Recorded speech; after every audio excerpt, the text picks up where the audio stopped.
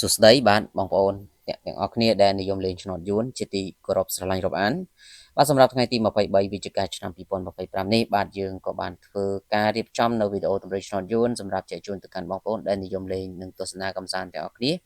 បាទជាពិសេសបងប្អូនក៏មាននៅតម្រុយលេខល្អៗសម្រាប់ចែកជូនទៅកាន់បងប្អូនដើម្បីយកទៅធ្វើការផ្សងសំណាងឲ្យបានលុយបានកាក់គ្រប់គ្នាតែម្ដងសម្រាប់ថ្ងៃទី23នេះចឹងក៏មុននឹងយើងចូលទៅកាន់តម្រុយសូមបងប្អូនជួយចុច follow page ចុច comment 168ទាំងអស់គ្នាដើម្បីបងប្អូនទទួលបាននូវលាភសំណាងបាទត្រូវឆ្នោតទាំងអស់គ្នាតែម្ដងសម្រាប់ថ្ងៃទី23ខែ11ឆ្នាំ2025ចឹងយើងចូលទៅកាន់តម្រុយរបស់យើងតែម្ដងសម្រាប់ម៉ោង10កន្លះពេលព្រឹកសម្រាប់ឆ្នោតយួនថ្មីបាទបងប្អូនបាទសម្រាប់ឆ្នោតព្រឹកនេះគឺខ្ទង់ល្អដែលបងប្អូនអាចធ្វើការអូសបានគឺជាមានខ្ទង់6និងខ្ទង់0បានចំពោះខ្ទង់6គឺពុកម៉ាមីមីសូមបុក66 68លេង A B C D ចំណែកខ្ទង់0វិញគឺយើងយក04 06បាទ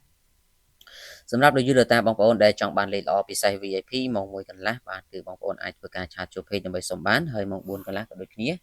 គឺឆ្នោតយួនចាស់យួនថ្មីនេះ2ម៉ោងនេះគឺជាម៉ោងពិសេសរបស់យើងហើយសាសចាស់របស់យើងដែលត្រូវឆ្នោតបាទក៏អាចធ្វើការ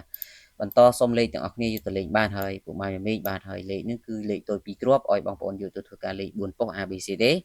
រីឯសេវាវិញគឺត្រូវឲ្យទៅយកសេវាតាមក្រោយអត់មានឲ្យបងប្អូនធ្វើការបងលុយបងកាក់មុនទេសេវាត្រឹមតែ50000រៀលតែប៉ុណ្ណោះបាទ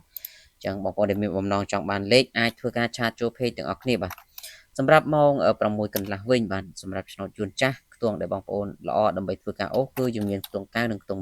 20បាទចំពោះខ្ទង់20យើងបុកអធិស្ឋានបាទយើងបុក23 24បាទលេង A B C D ហើយចំណែកខ្ទង់9វិញ